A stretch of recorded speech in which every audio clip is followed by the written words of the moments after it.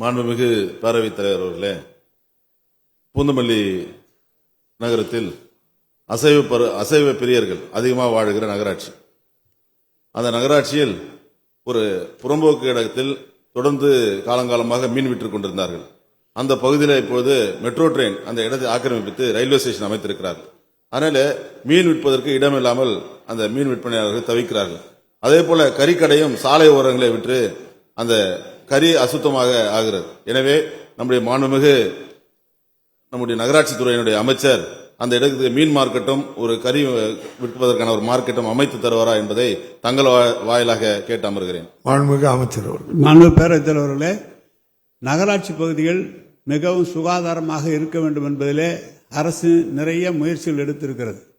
குறிப்பாக அனைத்து உறுப்பினர்களும் கேட்டுக்கொண்டதற்கெனங்க அனைத்து இடங்களிலுமே நாய்களுக்குடைய கருத்தடை மையங்கள் அமைப்பதற்கு இந்த ஆண்டு நிதி ஒதுக்கப்பட்டிருக்கிறது. அதே போல ஸ்லாட்டர் ஹவுசஸ் ஒவ்வொரு இடத்திலும் நவீன முறையில் இருக்க வேண்டும். பொதுமக்களுக்கு அது நல்ல முறையில் எந்த விதமான அதிலிருந்து தொற்றுநோய் வராத அளவுக்கு ஸ்லாட்டர் ஹவுஸும் புதிதாக அமைக்கப்பட வேண்டும் என்று சொல்லி இந்த ஆண்டு ஒரு 7-8 இடங்களிலே ஸ்லாட்டர் ஹவுஸ் புதிதாகவும் பழைய இடங்களை மேம்படுத்தவும் அந்த பணிகள் நடைபெற்றுக் கொண்டிருக்கிறது. எனவே பூந்தமல்லி பகுதியில் இடம் இருக்குமானால் ஸ்லாட்டர் ஹவுஸ் அமைப்பதற்கு இந்த அரசு முயற்சி எடுக்கும் என்பதை தெரிவித்துக் கொள்கிறேன்.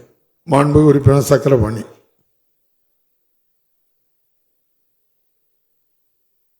மாண்புமிகு பேரவைத் தலைவர் அவர்களே, விழுப்புரம் மாவட்டம் வானூர் தொகுதி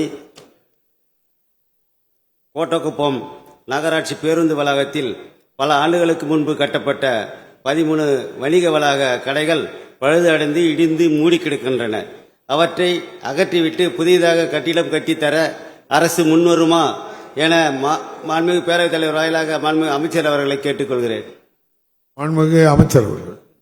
மாண்புமிகு பேரவைத் தலைவர்களே, ஒவ்வொரு மாவட்டத்திலும் வந்து சட்டமன்ற உறுப்பினர், சேர்மன் மற்றும் அவர்களை கேட்டு எந்த பணி எடுக்கப்பட வேண்டும் என்று அனைவருடைய குறிப்பை வாங்கிதான் இப்போது ஒதுக்கப்பட்ட அத்தனை நிதிகளுமே சட்டமன்ற உறுப்பினர் சேர்மன் சொன்ன நிதி அந்த வேலையை மட்டும்தான் எடுத்திருக்கிறோம். கோட்டக்குப்பத்தில் அது ஏற்கனவே நீங்கள் எழுதி தந்திருப்பீர்களானால் அது வேலையில் எடுத்துக்கொள்ளப்படும். இல்லை என்றால் அது பாண்டிச்சேரி அருகில் இருக்கிற ஊர், நமது தமிழ்நாட்டுடைய எல்லை, அதில் நல்ல வருவாய் வரும் நிச்சயமாக நகரத்தை ஒட்டி இருக்கிற காரணத்தால். ஆனால் கடைகள் நிலை தெரியவில்லை, எடுத்துவிட்டு புதிதாக கட்ட முடியுமானால் கட்டி கொடுக்கலாம். செய்திகளை உடனுக்குடனும் துல்லியமாகவும் தெரிந்து கொள்ள சப்ஸ்கிரைப் பண்ணுங்க.